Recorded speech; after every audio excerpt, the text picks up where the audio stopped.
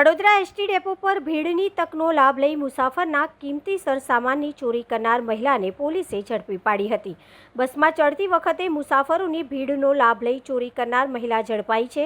Vadodara ST ડેપોમાં મુસાફરોની ભીડનો લાભ લઈ સોનાના દાગીનાની ચોરી કરતી ગત 16 મેના રોજ વડોદરા બસ ડેપો ખાતે બસમાં ચડતા મુસાફરોને શિકાર બનાવ્યો હતો। બસમાં ચડી રહેલા મુસાફરના પર્સમાંથી સોનાના દાગીના ભરેલા નાના પર્સની ચોરી કરી હતી।